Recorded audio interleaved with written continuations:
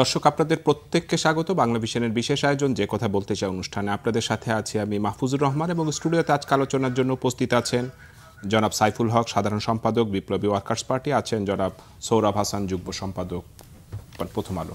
আপনাদের দুজনকে স্টুডিওতে স্বাগত। সাইফুল ভাই, আজকে 19শে জুলাই, গত বছরের এই দিনটি একটি রক্তাক্ত দিন ছিল। ঢাকা সহ সারা বাংলাদেশে ব্যাপক আন্দোলন চলছিল ফ্যাসিস্টের বিরুদ্ধে। সেই বিষয়টা আমি আলোচনায় ফিরবো। আমি শুরুতে আজকের বিষয়টা নিয়ে আলোচনা করতে চাই। আজকে জানেন যে বাংলাদেশ জামাতে ইসলাম ঢাকায় একটা জাতীয় সমাবেশ করেছে এবং বড় ধরনের একটা শোডাউন দিয়েছে। আমরা এর আগেও দেখেছি এনসিপি পদযাত্রা করছে জুলাইকে কেন্দ্র করেই, বিএনপির কিছু শোডাউন আমরা দেখেছি। আপনার কি মনে হয় এই যে জাতীয় সমাবেশ বা এই শোডাউনগুলোকে আসলে নির্বাচনকে কেন্দ্র করেই হচ্ছে, নিজেদের শক্তিমত্তা জানান দেওয়ার জন্য, নিজেদের শক্তিকে পরখ করার জন্য? জি, আপনাকে ধন্যবাদ প্রিয়ভাজন সৌরভ হাসান ভাই। দর্শক শ্রোতা যারা আপনারা দেখছেন, আপনাদেরকেও শুভেচ্ছা এবং সালাম। হ্যাঁ, আপনি যেটা বললেন আমারও এরকম মনে হয়েছে যে সমাবেশের একটা তো হলো মানে এটা জামাত ইসলামী সৃষ্টি হওয়ার পরে সম্ভবত এটা তাদের সবচেয়ে বড় জমায়েত বা মানে সহরাওয়ার্দী উদ্যানে কি এর আগে জামাত কোনো সমাবেশ করেছিল?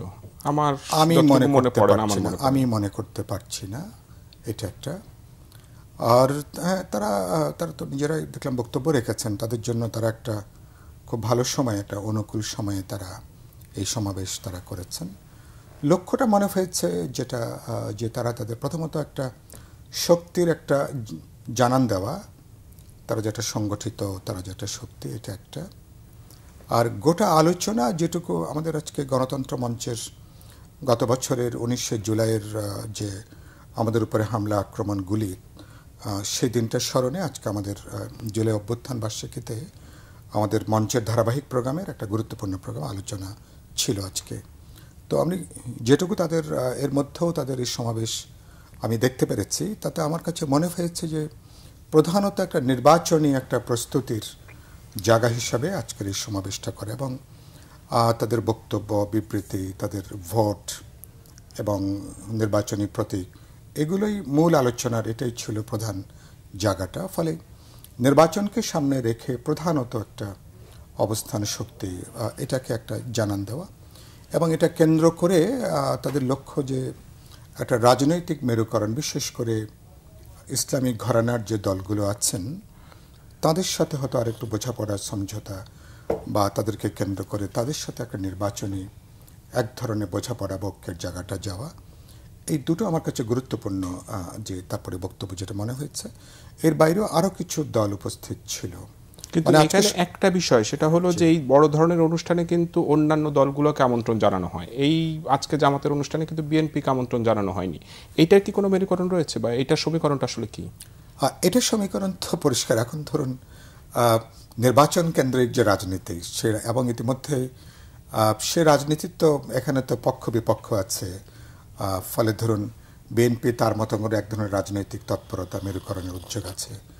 গণতন্ত্র মঞ্চ তার মতন করে রাজনীতি মাঠে, আমাদের সাথে আবার বিএনপি সহ রাজপথের আন্দোলনের বিরোধী দলগুলোর এক ধরনের সম্পর্ক, বোঝাপড়া, সেটা আছে। আর জামাত ইসলামী তারাও চেষ্টা করছেন ইসলামী ঘরানার কিছু দল বা আরও দুই একটা দলের সাথে তারাও একটা বোঝাপড়া একটা তৈরি করবার জন্য। বাস্তবে অভ্যুত্থানের সময়কার যে ঐক্যটা, এরপরে তো সে ঐক্যটা তো আর স্বাভাবিকভাবেই এক বছর আগের অবস্থানে নেই, কারণ প্রত্যেকের নিজস্ব এজেন্ডা নিয়ে হাজির হয়েছেন, প্রোগ্রাম, কর্মসূচি, আগামী নির্বাচন। তো স্বাভাবিকভাবেই এখানে কিছু বিভক্তি থাকবে, এখানে স্ব একটা এজেন্ডা থাকবে। এটা আমি নিশ্চিত না যেটা আপনি বলছিলেন। আমি দেখলাম বিএনপি সালাউদ্দিনের বক্তব্য দেখলাম আজকে, আমি মঞ্চে জিজ্ঞেস করছিলাম আমি জাফরুল ইসলাম আলমগীরকে, তো আমাকে বললেন না ওনাদের কেউ যাচ্ছেন না, অফিসিয়ালি দাওয়াত দেওয়া হয়েছে কিনা আমি না। স্থায়ী কমিটির সদস্য সালাউদ্দিন আহমেদ বলেছেন যে বিএনপিকে আমন্ত্রণ জানানো হয় মানে, এবং একইভাবে আমাদেরকে এমনি ওই ঐক্যমত কমিশনে জামাতের নেতারা যারা আছেন তারা বলছিলেন ভাইজান দাওয়াত দিলে আসবেন কিনা বা আপনারা আসবেন কিনা, এটা ওটা, কিন্তু আনুষ্ঠানিকভাবে কোনো দাওয়াত আপনারও পাননি? বিপ্লবী ওয়ার্কার্স পার্টি আমার ধারণা গণতন্ত্র মঞ্চেরও কেউ পায়নি, আমার ধারণা।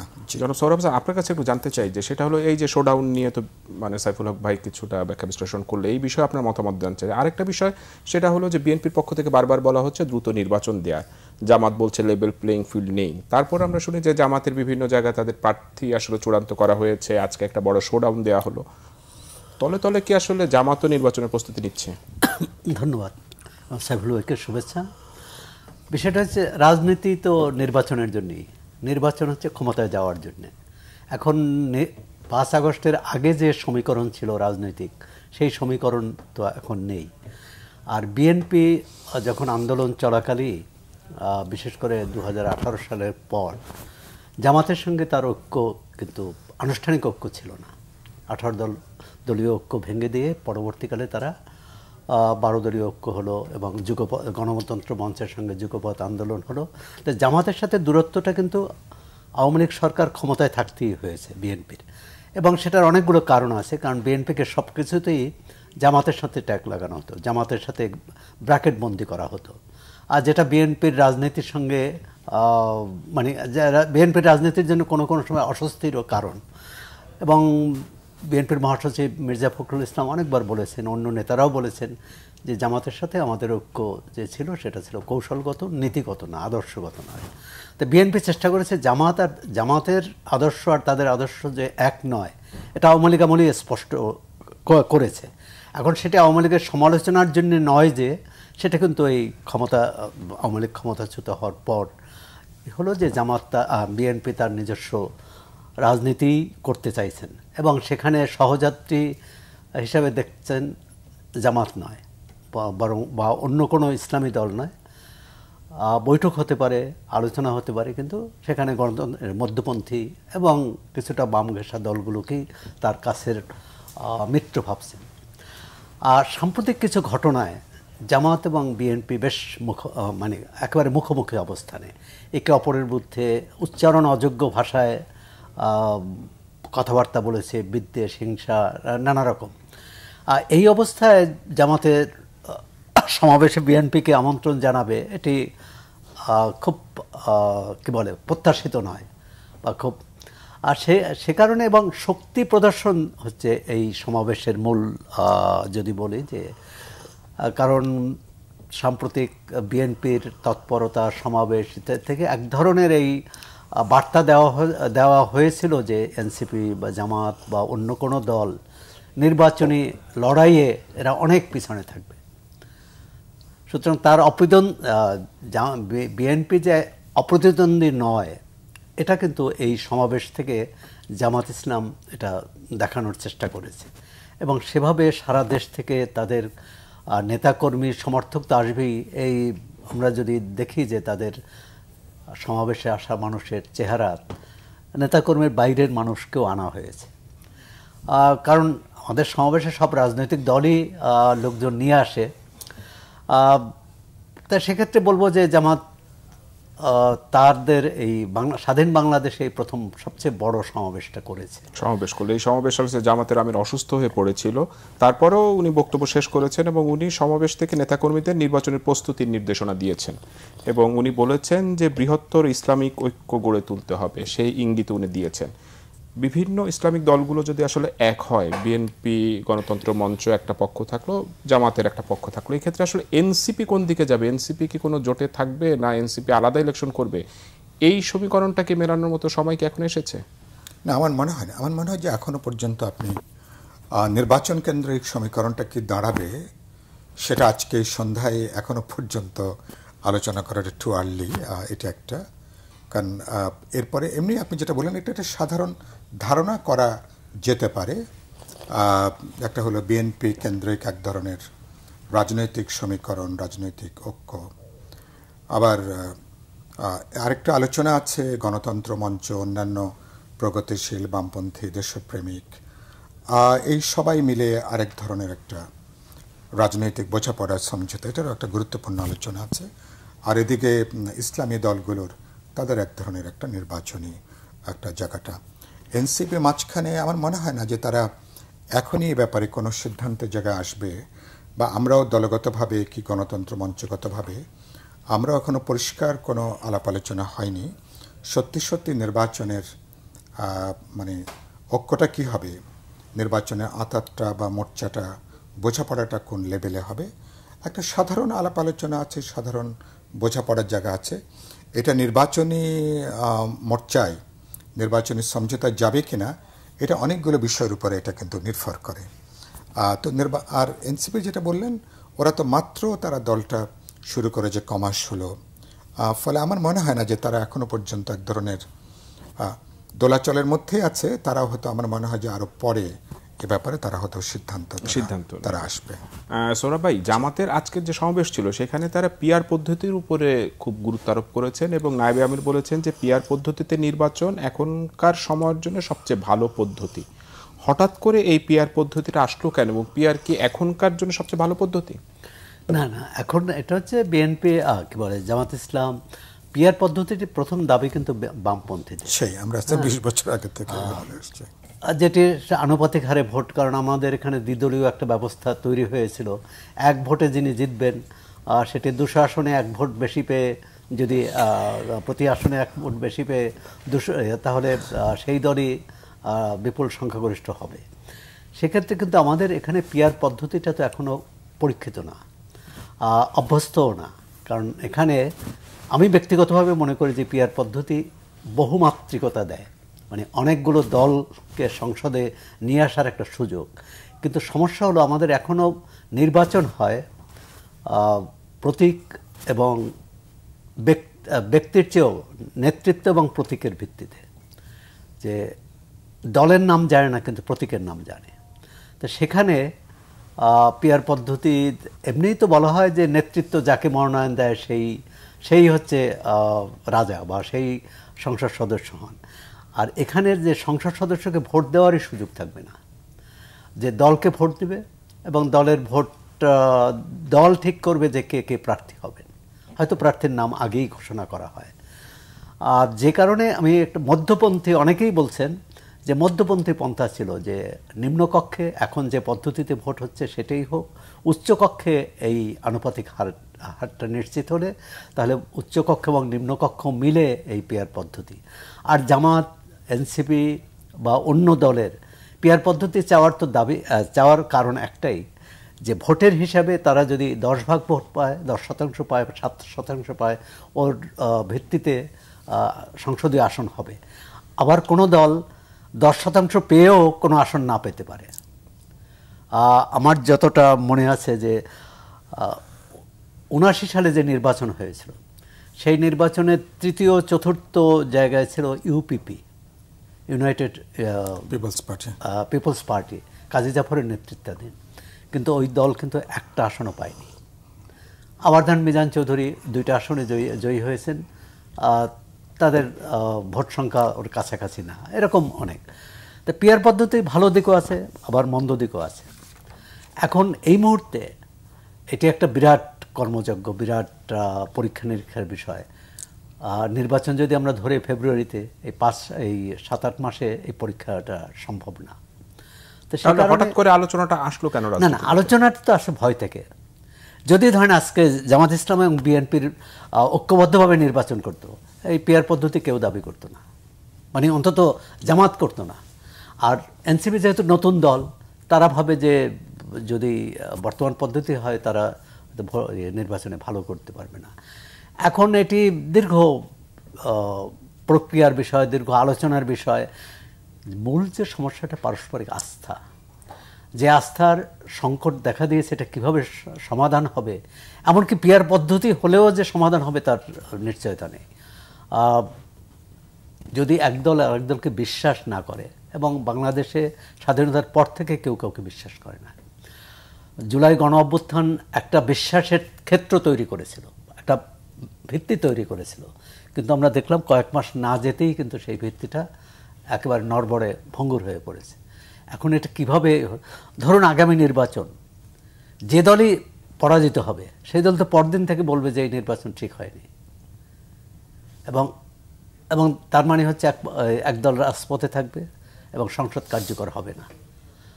এবং এখন এই মুহূর্তে যে পরিবেশ আছে, পরিস্থিতি আছে, তাতে কোনো পদ্ধতিই ভোটের ব্যাপারে তো শঙ্কা যে আপনি এখন যে পদ্ধতি আছে তাতে শান্তিপূর্ণ হবে, সুষ্ঠু হবে এবং ভোটাররা নির্বিঘ্নে ভোট দিতে পারবে, মানে অনেকগুলো প্রশ্ন জড়িত। এখন এই প্রশ্নের উত্তর দেওয়ার দায়িত্ব কিন্তু একমাত্র সরকারের, প্রধানত সরকারের, পরে রাজনৈতিক দলগুলো যারা অংশীজন তাদেরও। এখন তারা কতটা আশ্বস্ত করতে পারবেন, সরকার কতটা নিয়ন্ত্রণ করতে, মানে পরিস্থিতি নিয়ন্ত্রণ করতে পারবেন। কারণ আমরা তো দেখি যে কোনো জায়গায় গোলযোগ হলে বেসামরিক প্রশাসন কিছুই করতে পারে না। সরকার আসলে আশ্বস্ত করতে পারছে কিনা সে প্রশ্নের উত্তরটা আমি নেব। আমি একটু সাইফুল ভাই আপনার কাছে জানতে চাই যে জামাতের নেতারা আজকে বলেছেন যে পিআর পদ্ধতিতে নির্বাচন হলে রাজনীতিতে টাকার খেলাটা বন্ধ হবে। এখন পিআর পদ্ধতিতে যদি নির্বাচন হয়, একটি দল যদি 150টা আসন পান, এই 150টা আসনে কে কে এমপি হবেন এটা তো দলীয় প্রধান ঠিক করবেন। আমরা একদিকে বলছি যে প্রধানমন্ত্রী এবং রাষ্ট্রপতির ক্ষমতার ভারসাম্য, একদিকে বলছে দলীয় প্রধানের সাথে প্রধানমন্ত্রীর ক্ষমতার একটা ভারসাম্য, সব জায়গায় ভারসাম্য। আর আপনি একটা সংসদে কারা যাবে শুধুমাত্র দলীয় প্রধানের উপর যদি ছেড়ে দেন, সেটা কি ক্ষমতার ভারসাম্যর ওই স্পিরিটের সাথে যায়? আমি বেসিক কয়েকটা কথা বলি। সরব ভাই কথাটা মানে কিছুটা যৌক্তিকভাবে উত্থাপন করেছেন। প্রথমত যে আমরা তো যারা বাংলাদেশে ভোটের সংখ্যানুপাতিক হারে প্রতিনিধিত্বের দাবিটা করে আসছেন, আমরা বিপ্লবী ওয়ার্কার্স পার্টি বা এখানকার বামপন্থী প্রগতিশীলরা কেউ 10 বছর, 15 বছর, কেউ 20 বছর আগে থেকে দাবিটা আমরা দিয়ে আসছিলাম। এটা একটা দাবি দিয়ে আসছিলাম, কিন্তু বাস্তবে এখনকার পরিস্থিতি কি হচ্ছে, আমাদের মানুষ এখনো পর্যন্ত, যেটা সরব ভাই একটু বললেন, মানুষ নির্দিষ্ট নির্বাচনী অঞ্চল, নির্দিষ্ট প্রার্থী এবং তার মার্কা, মানুষ এভাবে কিন্তু গত দশকের পর দশক আমাদের দেশের মানুষ এভাবেই অভ্যস্ত। পৃথিবীর অধিকাংশ দেশের এখনো পর্যন্ত এভাবেই মানুষ, বিশেষ করে যেখানে পার্লামেন্টারি ইলেকশন যেখানে আছে, এভাবে তারা অভ্যস্ত। এখন পিআর পদ্ধতির এখন তার মানে তাহলে আপনার কিন্তু মানুষ কিন্তু এখন তার মানে কি রাজনৈতিকভাবে মনস্তাত্ত্বিক দিক থেকে আমাদের মানুষ ভোটাররা এখনও কিন্তু এ ধরনের কিন্তু তারা এখনও তাদের প্রস্তুতি নেই, রাজনৈতিক দলগুলোরও প্রস্তুতি নেই যে তার নির্দিষ্ট অঞ্চল, সে অঞ্চল দেখতে চায়, প্রার্থী দেখতে চায়, সে তার এমপি সাহেবের কাছে যাবে, কথা বলবে, তার দাবি আছে, আকাঙ্ক্ষা আছে, তিনি তাকে ফিজিক্যালি তিনি তাকে কাছাকাছি পেতে চান, দেখতে চান, আর সুযোগ হলে তার কাছে তিনি জবাবদিহিতাও তিনি হতে চাইবেন। এটা একটা বিষয়। আমরা এখন এই বাস্তবতা বিবেচনা করে, যেটা আমাদের পার্টি বা বলতে পারেন গণতন্ত্র মঞ্চের অধিকাংশ, প্রায় সবাই এবং অধিকাংশ রাজনৈতিক দলও ঐকমত্য কমিশনে যে আলোচনা হচ্ছে, সেখানে এটা আমরা বলেছি যে এক জায়গা থেকে যাত্রা যদি আমরা শুরুটা করতে পারি, এবার যদি উচ্চকক্ষে, এবার যদি সংখ্যানুপাতিক পদ্ধতিতে হয়, তাহলে আমরা একটা পরীক্ষা নিরীক্ষার জায়গাটা থাকে, অভিজ্ঞতাটা আমরা দেখতে পারি।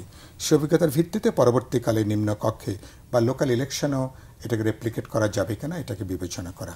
আর আপনি পিআরের সবচেয়ে বড় আপত্তিটা যেখানে আসছে, এটা একটু দর্শকদেরও একটু আলোচনা খুব গুরুত্বপূর্ণ।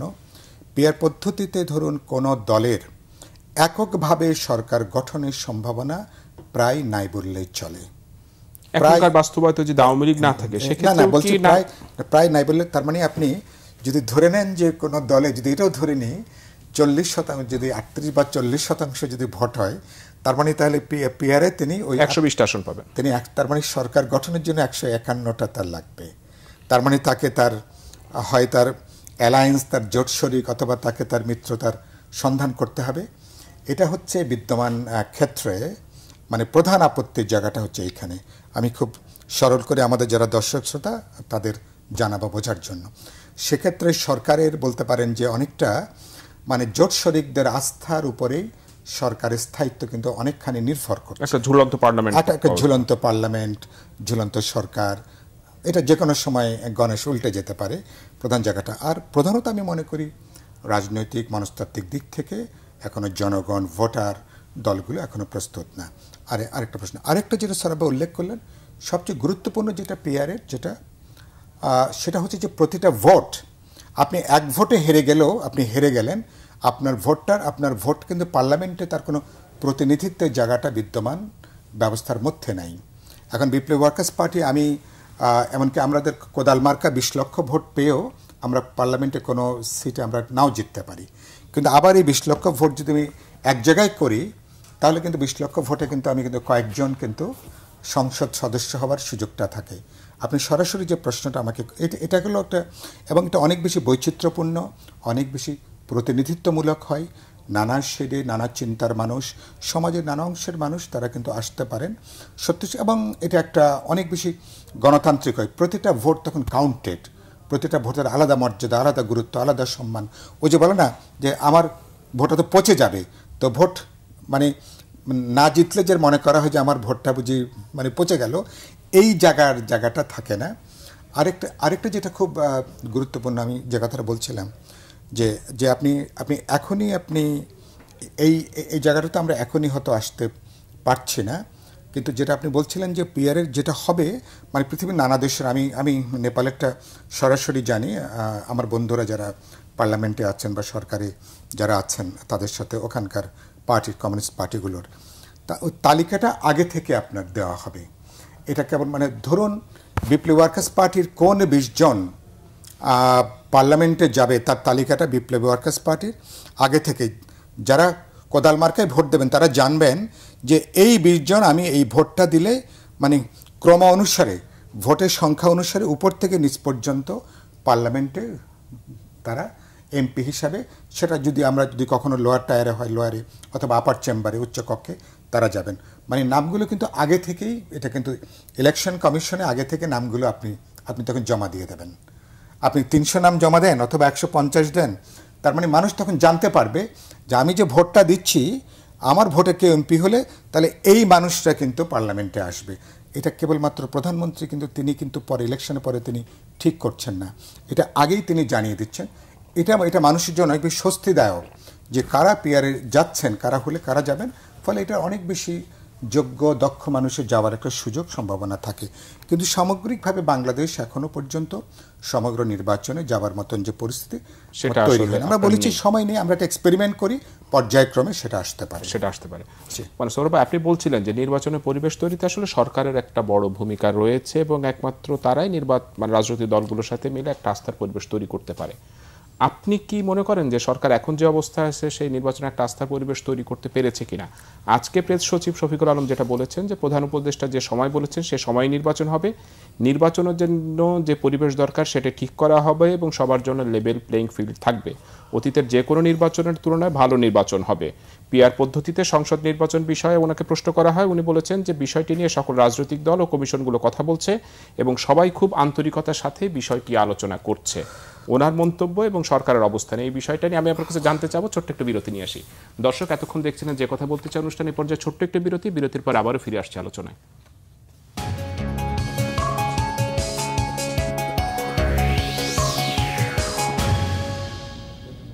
দর্শক বিরতির পরে আপনাদের আবারও স্বাগত যে কথা বলতে চাই অনুষ্ঠানে। বিরতির আগে আপনারা আলোচনা শুনছিলেন জনাব সাইফুল হক, সাধারণ সম্পাদক বিপ্লবী ওয়ার্কার্স পার্টি, এবং জনাব সোহরাব হাসান, যুগ্ম সম্পাদক প্রথম আলো।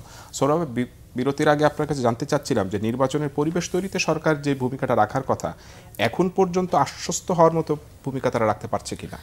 না, এখন পর্যন্ত নির্বাচনের পরিবেশ দূরের থাক, মানুষের প্রতিদিন জনজীবনের নিরাপত্তা দেওয়া এটা সরকারের প্রধান দায়িত্ব। সে নির্বাচন হোক বা না হোক, সেক্ষেত্রে সরকারের প্রচণ্ড ঘাটতি, এবং যে কোনো জায়গায় অঘটন ঘটলে, যে কোনো অস্থিরতা তৈরি হলে দেখি আমরা সেনাবাহিনী আসে। তাহলে এই নির্বাচনটা কি সেনাবাহিনী করে দেবে? সেনাবাহিনী অবশ্যই বেসামরিক প্রশাসনের সহায়তা করতে পারে। এবং আমরা তো বিভিন্ন জায়গায় যেটা প্রয়োজন সেটা হলো রাজনৈতিক দলগুলোর সাথে সরকারের একটা আস্থার সম্পর্ক, সেটি কিন্তু এখনও তৈরি হয়নি। এবং সেটি তৈরি না হলে নির্বাচন নিয়ে যে সংশয়, সন্দেহ, অনিশ্চয়তা সেটা থেকেই যাবে। তার একটা গুরুত্বপূর্ণ, সরকার এখনও কিন্তু দোলাচলে রাখছে। আপনি জিজ্ঞেস করছিলেন যে প্রেস সচিব বক্তব্য, উনি বলছেন প্রধান উপদেষ্টা যে প্রতিশ্রুতি দিয়েছেন সেখানে কিন্তু এই দোলাচল আছে, ফেব্রুয়ারি নাহলে এপ্রিল। আর লন্ডন বৈঠকের পর ফেব্রুয়ারি এপ্রিল প্রশ্নটা আসে কেন? আর যে কথাটা বলা হয় সংস্কার, বিচার, সেটা না হলে তো কোনোটাই হবে না। এটা তো সরকারের দায়িত্ব। সরকার বিচার করবে, বিচারের জন্য নির্বাচন ঠেকে থাকবে বা নির্বাচন আটকে থাকবে, আবার নির্বাচনের জন্য বিচার আটকে থাকবে, এটা তো হতে পারে না। যার যে দায়িত্ব, যেটুকু মানে যে ধারায় যেখানে যে দায়িত্ব সেটা পালন করবে সরকার। 24শে জুলাই অভ্যুত্থানের বর্ষপূর্তি পালন করছে না, তো রাজনৈতিক দলগুলোকে জিজ্ঞেস করছে যে কাজটা সরকারে করার, আইন শৃঙ্খলা রক্ষার, এখানে রাজনৈতিক নির্বাচনের সময় রাজনৈতিক দলগুলোর সহযোগিতা লাগবে। এখন তো রাজনৈতিক দলগুলোর প্রতিদিনের নিরাপত্তার জন্যে, আইন শৃঙ্খলার জন্য তো রাজনৈতিক দলের সহযোগিতার দরকার নেই। সহযোগিতা ততটুকুই দরকার কেউ অসহযোগিতা না করে, কেউ অঘটন না ঘটায়, কেউ গোপালগঞ্জের মতো পরিস্থিতি তৈরি না করে, সেটা সরকারের দেখার দায়িত্ব। এবং সেখানে তো প্রধান উপদেষ্টা, স্বরাষ্ট্র উপদেষ্টা নিজেই স্বীকার করেছেন যে গোয়েন্দা ব্যর্থতা ছিল। এত বড় ঘটনা ঘটবে এই তথ্য গোয়েন্দাদের কাছে আসলে ছিল না, তার মানে গোয়েন্দা ব্যর্থতা। গোয়েন্দা ব্যর্থতা মানে স্বরাষ্ট্র উপদেষ্টা ব্যর্থতা, সরকারের ব্যর্থতা, কারণ সব গোয়েন্দা তো আর স্বরাষ্ট্র মন্ত্রণালয়ের অধীন না। তো এক ধরনের আমরা তো কি বলে হজবরল অবস্থা। কিন্তু এই ব্যর্থতার পরে কি আসলে কারোর বিরুদ্ধে ব্যবস্থা আমরা নিতে দেখেছি? না, ব্যবস্থা নিলেই কিন্তু হয় না। ব্যবস্থা অনেক সরকারের সময় অনেক ব্যবস্থা নিলেন আপনি। গোপালগঞ্জে এই যে 5 জন মানুষ মারা গেল এবং তাদেরকে পোস্টমর্টেম ছাড়া দাফন করা হলো, এটা কি কোনো সরকার পারে? আজকে স্বরাষ্ট্র উপদেষ্টা সেটা ব্যাখ্যা দিয়েছেন যে আত্মীয় স্বজনরা পোস্টমর্টেম করতে দেয়নি দেখে লাশগুলো দেওয়া হয়েছে, যদি প্রয়োজন হয় আবার লাশ উত্তোলন করে পোস্টমর্টেম করা হবে। এটা কথা হলো? হ্যাঁ, কোনো আত্মীয় স্বজন করতে পারে, কিন্তু সেটা তো তাকে বোঝাতে হবে যে এটা তো স্বাভাবিক না। অঘটন ঘটলেও এমনকি তার যদি যেমন ধরেন এমনকি তার যদি বিমা থাকে তো সে বিমার টাকা তো পাবে না।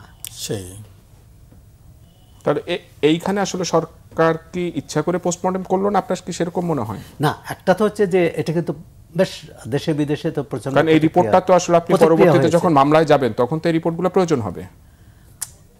এখন প্রয়োজন হবে। আর দ্বিতীয় হচ্ছে সরকার এখন যেভাবে গোপালগঞ্জে ব্যবস্থা নিচ্ছে বা অভিযান চালাচ্ছে, এখন গয়রাহ যে মানুষ ধরপাকড় করছে, সেখানে তো সাধারণ মানুষের মধ্যে আতঙ্ক। এবং 5টি লোক মারা গেছে, এর একটিও কিন্তু একজন বোধহয় সাবেক ছাত্রলীগ, এছাড়া কেউ কিন্তু রাজনীতির সাথে যুক্ত না। রিক্সা চালাতে যাচ্ছিলেন, দোকান থেকে বাসায় যাচ্ছিলেন খাবার খেতে, গুলিবিদ্ধ হয়েছেন, মারা গেছেন। মানে শুনেন, আমরা কিন্তু 1 জুলাইয়ে আর 1 জুলাইয়ের ঘটনায় নিয়ে কথা বলছি। গত বছর জুলাইয়ে 19 তারিখ কী হয়েছিল, 18 তারিখ কী হয়েছিল, 6 তারিখ কী হয়েছিল, সেটা তো মানুষের মনে এখনও আছে। সুতরাং এটার সাথে মানে ওই ঘটনার সাথে মানুষ যাতে তুলনা না করতে পারে, সরকারের তো প্রতিটি পদক্ষেপে সেটি সতর্ক থাকা উচিত ছিল। সাইফুল ভাই, আপনার কাছে একটু জিজ্ঞেস করতে চাই, যেমন সৌরভ ভাই বলছিলেন যে গত জুলাইয়ের 19 তারিখেই তো আপনাদের একটা অনুষ্ঠান ছিল প্রেস ক্লাবে এবং সেখানে নির্বাচনে গুলি করা হয়।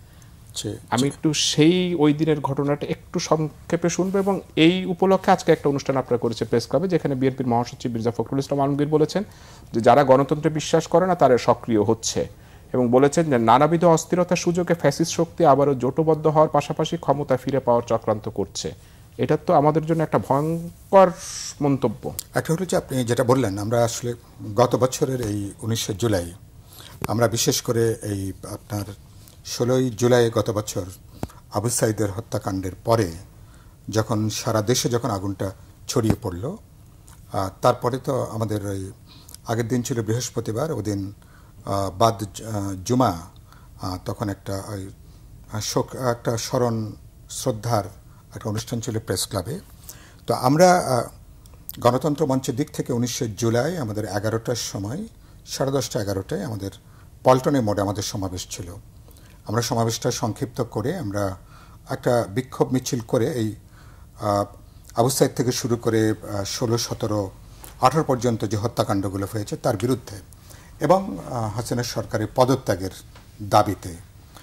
তো আমরা যখন এই একবারে প্রেস ক্লাবের সামনে, যখন আমরা মেট্রো রেল স্টেশনের নিচে আমাদের শান্তিপূর্ণ আমাদের যে বিক্ষোভ মিছিল, আমরা কেবলমাত্র ওখানে যে আমরা ইউটার্ন নিয়ে আবার আমরা পল্টন মোড়ে শেষ করব, তখনই আমাদের মিছিল থামিয়ে দেওয়া হলো। আমরা কথা বলছি, আমাদেরকে যেতে দেন। আমরা তো বলে আপনারা তো হাইকোর্ট যান না, আমরা হাইকোর্টে যাচ্ছি না, আমরা ইউটার্ন নিয়ে আবার পুরোনো পল্টনে আমরা শেষ করব। তখনই প্রথমে ইট মারলো, তারপরে তো বেপরোয়া গুলি, সাউন্ড গ্রেনেড, টিয়ার গ্যাস, এবং ওদিন আমরা অনেকেই বলতে মানে ওদিন আমরা হয়তো মারা যেতে পারতাম। 19 জুলাই ঘটনাটা অ্যারাউন্ড 11:30-12টা এই হলো সময়টা। আমাদের গণতন্ত্র মঞ্চের নেতা শেখ রফিকুল ইসলাম বাবলু গুলিবিদ্ধ হয়েছেন, হাসনাত কায়ুম গুলিবিদ্ধ হয়েছেন, জুনায়েদ সাকি বেদম পিটনের শিকার হয়েছেন, আমি নিজে আহত হয়েছি, আমার উপরে 8-10 জন এসে ঝাঁপিয়ে পড়ল, আমাদের ফাইজুর রহমান মনির, জেএসডির কামাল পাটোয়ারি, এরকম অসংখ্য বলা যাবে। আমাদের 50 জনের উপরে প্রায় 28 থেকে 30 জন গুলিবিদ্ধ হয়েছেন। একটা বিভৎস একটা নারকীয় পরিস্থিতি।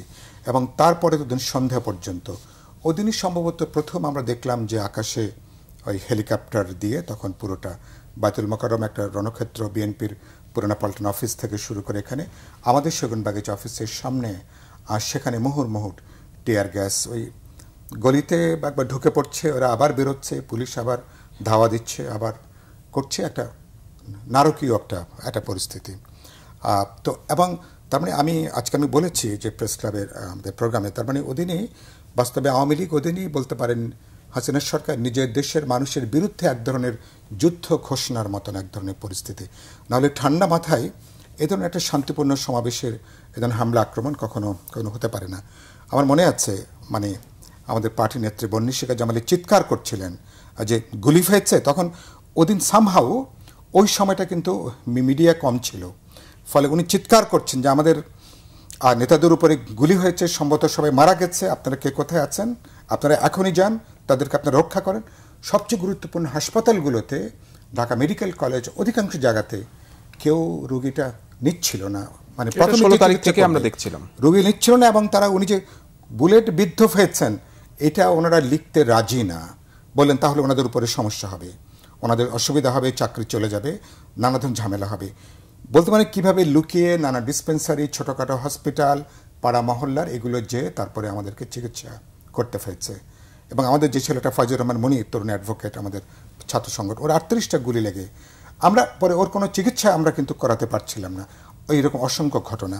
তো আমরা আজকে তারই একটা ইয়েতে উপলক্ষে আমাদের জুলাই অভ্যুত্থান বার্ষিকীর আলোচনা ছিল, যেখানে মির্জা ফখরুল ইসলাম, যেটা আপনি বলছিলেন বিএনপির মহাসচিব, তিনি ওখানে বলছিলেন যে নির্বাচন সম্ভাবনা যত এগিয়ে আসছে, আমি নিজে কথা বলেছি, তিনিও ব্যাপারে দেখলাম খুবই এক ধরনের সতর্ক বার্তা তিনি যেটা বললেন, নির্বাচনকে বিশেষ করে ফেব্রুয়ারি একটা ধারণা পাওয়ার পরে এক ধরনের নানা ঘটনা ঘটছে, যেখানে অস্থিতিশীলতা তৈরি হচ্ছে, যেখানে সন্দেহ অবিশ্বাসটা বাড়ছে, যেখানে ধরুন গোপালগঞ্জের মতন ঘটনা সংঘটিত হচ্ছে, যে ঘটনা আমি মনে করি পুরোপুরি সরকারের দায়িত্ব, প্রধানত সরকারের দায়িত্ব আইনশৃঙ্খলা রক্ষাকারী বাহিনী, এবং তারা এই ধরনের উত্তেজনার মধ্যে তারা যেভাবে আধা সামরিক প্রহরায় এনসিপির ওদেরকে তারা নিয়ে এলেন, আবার একটা যুদ্ধ প্রস্তুতির মতন করে সামরিক সাজোয়ার যানের ভিতরে ঢুকিয়ে, এরকম দৃশ্য আমি জীবনে কখনো দেখিনি। কোনো রাজনৈতিক নেতা কর্মীরা এরকম সাজোয়া যানের মধ্যে তারা ঢুকছেন, মানে তাদের নিরাপত্তার, এবং সত্যি সত্যি হয়তো বা না ঢুকলে তাদেরকে নিরাপদে নেওয়া যেত কিনা, আমি তো খুবই ভয়ের মধ্যে ছিলাম আমাদের তরুণদেরকে নিয়ে, যে শেষ পর্যন্ত কি দাঁড়াবে। তার মানে এগুলোকে এড়ানো যেত। এই ঘটনা সোহাগ যে মিটফোর্ডে যিনি যাকে নির্মমভাবে হত্যা করা হলো, সেই ঘটনাকে যেভাবে রাজনৈতিকভাবে যেভাবে এটাকে পুঁজি হিসেবে ব্যবহার করার যে তৎপরতা, এবং সারা দেশে অনেকগুলো ঘটনা, উত্তেজক বক্তব্য, আমি ইতিমধ্যে বলেছি যে আপনাকে গোপালগঞ্জে যে কেন আপনাকে মুজিববাদের কবর দিতে হবে, এই কথাটা গোপালগঞ্জে যে কেন বলতে হবে, কোথায় কোন বক্তব্য রাখবেন, শীতকালের ওয়াজ কি আপনি গরমকালে করবেন, গরমকালে ওয়াজ কি শীতকালে করবেন, অথবা সময়, অবস্থা, বিবেচনা, মানুষের সংবেদনশীলতা, তার আবেগের প্রশ্ন আছে, সংবেদনশীলতা আছে, অনেক প্রশ্নে সে তো পারলে সে জীবন দিয়ে দেবে। তাই এগুলো তো সমস্ত এলাকার জন্য সত্য। এবং দেখলাম যে আজকেও দেখলাম যে কক্সবাজারে কি একটা ঘটনা, যে বিএনপি নেতা মানে সালাউদ্দিন আহমেদকে কেন্দ্র করে কি একটা বক্তব্য, এটা উত্তেজনা, মানে হাতাহাতি হয়েছে। তো এগুলো খুব ভালো লক্ষণ দিচ্ছে না।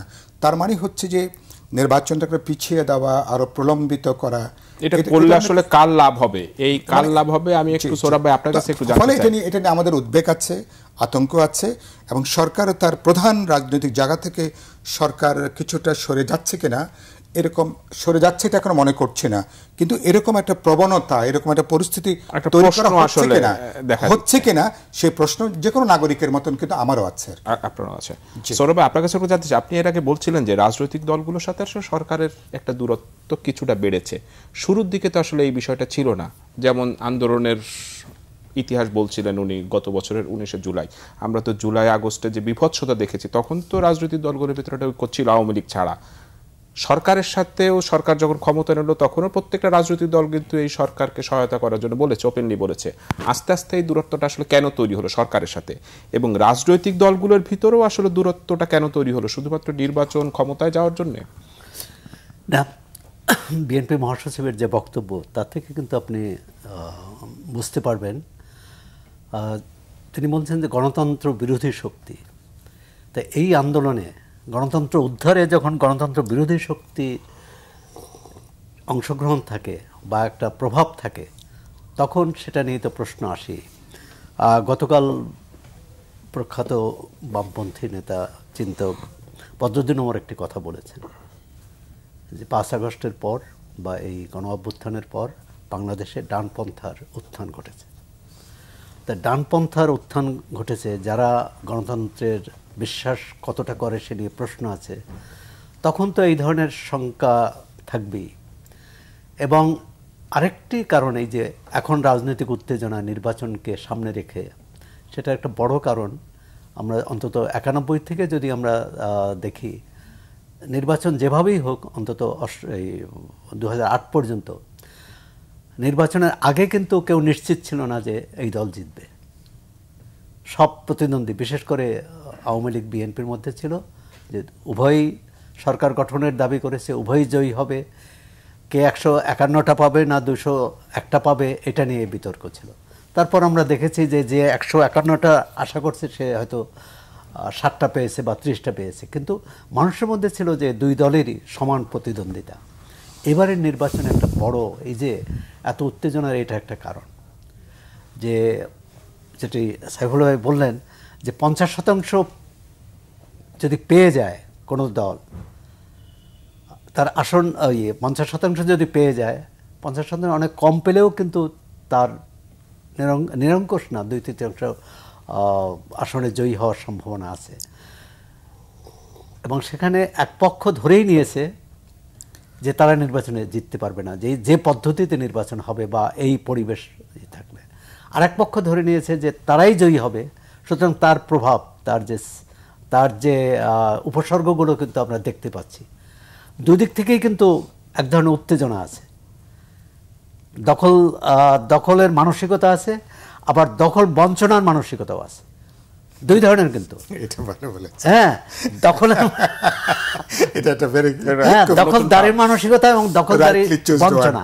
হ্যাঁ, যে আমি দখলদারি পাচ্ছি না, যে এই যে দেখেন নেতা কষ্ট আছে। হ্যাঁ, ভাষা ভঙ্গিতে কিন্তু এটা স্পষ্ট। না হলে ধরুন একটা ঘটনা ঘটেছে যেটি,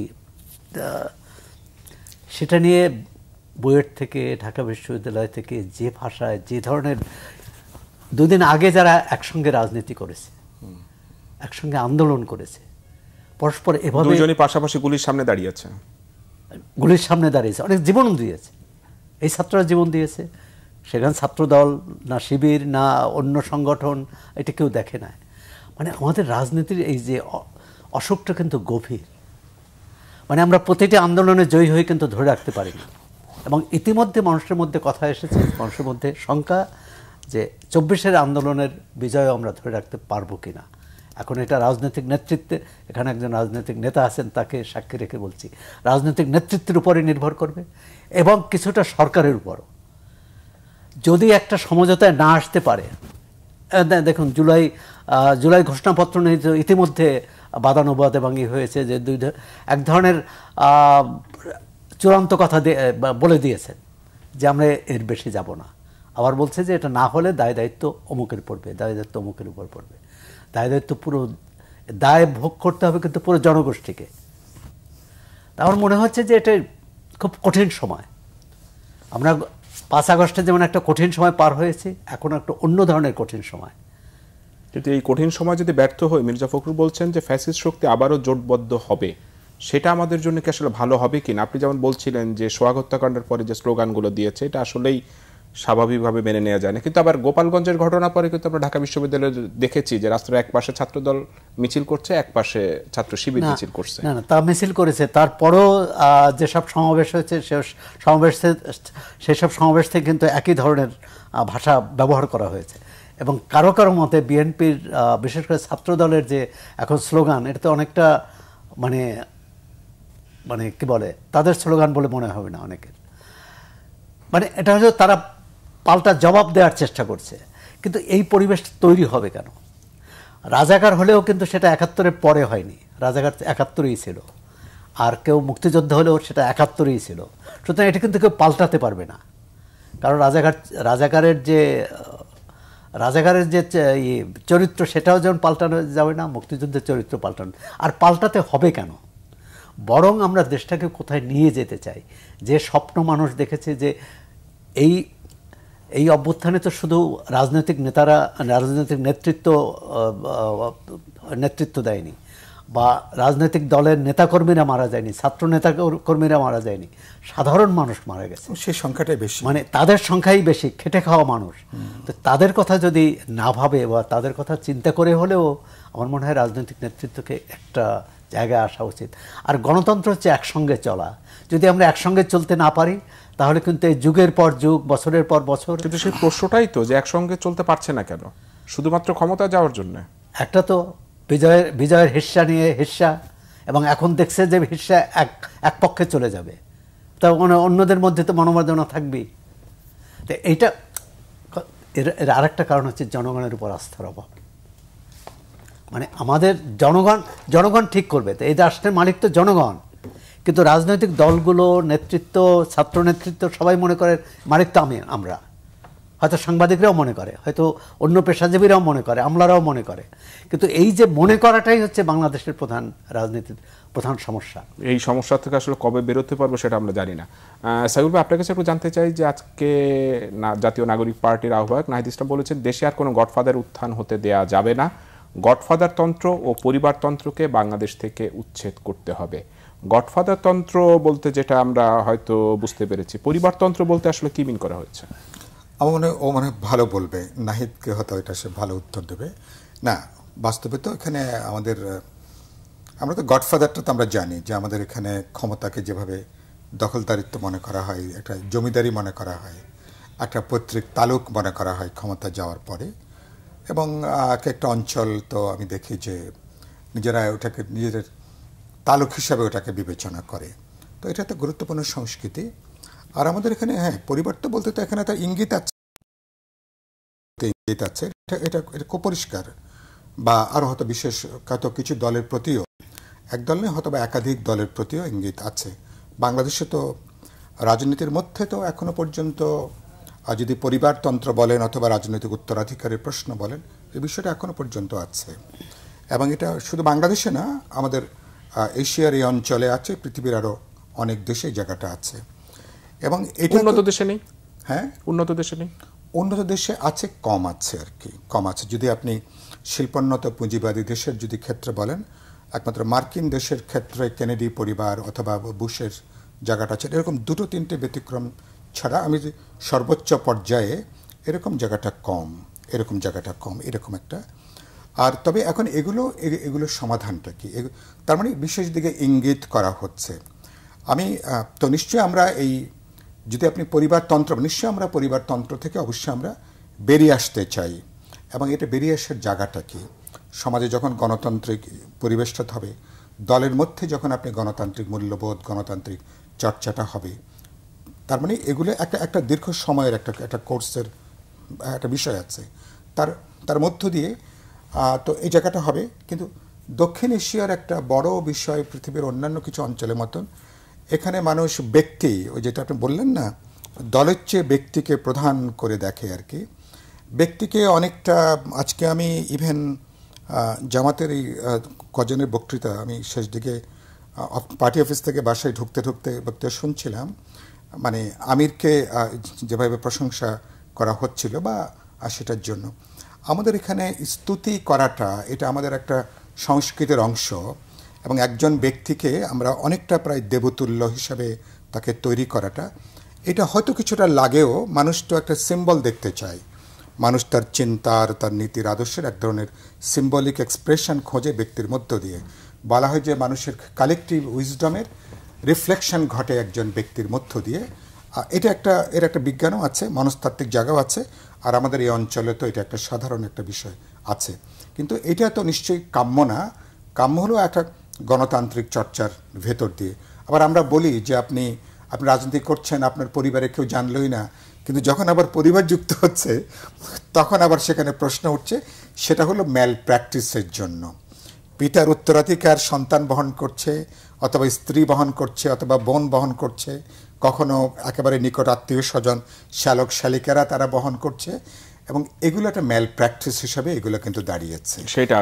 সেটা বন্ধ করার কথা এবং এটা বন্ধ করার জন্য দলের মধ্যে গণতান্ত্রিক অনুশীলন এবং সমাজের মধ্যে গণতান্ত্রিক অনুশীলন, প্রশ্ন জবাবদিহিতা, তাহলে পর্যায়ক্রমে এই জায়গা থেকে আমরা বেরিয়ে আসতে পারবো। সৌরভ ভাই, আপনার কাছে আমার সময় একেবারে শেষ দিকে। আমি একটু জানতে চাই যে এনসিপি যে পদযাত্রাগুলো করছে 1 তারিখ থেকে, এখানে তো জনগণের সম্পৃক্ততা বেশ ভালোই দেখা যাচ্ছে।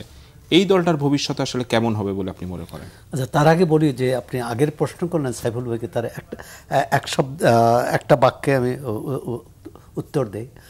পরিবারতন্ত্র থাকবে কি থাকবে না সিদ্ধান্তটা কে নেবে? অবশ্যই সেই দল জনগণ। না, জনগণ সিদ্ধান্ত নেবে। এখন জনগণকে তাহলে ওইভাবে তৈরি করতে হবে। আর পরিবারতন্ত্র কেন কায়েম হয়? নিশ্চয়ই গণতন্ত্রের কোনো ঘাটতি থাকলে বা বিকল্প নেতৃত্ব তৈরি না হলে। বিকল্প নেতৃত্ব তৈরি হলে পরিবারতন্ত্র প্রশ্ন আসে না। এখন যে বিষয়টি বললেন এনসিপির বিষয়, এনসিপি একটা নতুন দল, তরুণদের দল। এই তরুণদের দল তো মানুষ কিন্তু অনেক আশাবাদী হয়েছিল। তারা যখন মানিক মিয়া এভিনিউতে যে সমাবেশ করে এবং সব দলের নেতারা তাদের সংহতি জানিয়েছে, তাদের একাত্ম ঘোষণা করেছে, এবং ভাবছিল যে একটা নতুন যাত্রা শুরু হলো বাংলাদেশের রাজনীতিতে। আর সেটি কয়েক মাসের ব্যবধানে কিন্তু খুব আগালো না। তাদের ভাষাভঙ্গিতে কিন্তু পুরনো বন্দোবস্তের কথাই আমরা শুনি। একটু যদি পরিবর্তন করতে পারতো, এমনকি তাদের কি বলে অর্থের উৎস, মানে তাদের কোথা থেকে তারা টাকা পায়, এসব নিয়ে তো প্রশ্ন আসছে। আমি মনে করি যে এনসিপির নতুন দল হিসেবে তাদের উচিত সবটা স্বচ্ছতা নিশ্চিত করা, জবাবদিহি নিশ্চিত করা। তাহলে বলা যাবে যে আমরা বিএনপি থেকে আলাদা, আমরা আওয়ামী লীগ থেকে আলাদা। শুধু বক্তৃতায় বললে হবে না, কিন্তু তরুণদের যেহেতু দল, স্বাভাবিকভাবে তাদের প্রতি আশাটাও বেশি। এখন সেই আশা রক্ষা করবে কি করতে পারবে কিনা, এটা কিন্তু তাদের নেতৃত্বের উপর নির্ভর করে। সময় আসলে বলে দেবে। আমার সময় একেবারেই শেষ। আপনাদের দুজনকে অসংখ্য ধন্যবাদ। দর্শক, এতক্ষণ দেখছিলেন যে কথা বলতে চাই অনুষ্ঠান। আজকের মতো এখানেই বিদায় নিচ্ছি। সবাইকে ধন্যবাদ।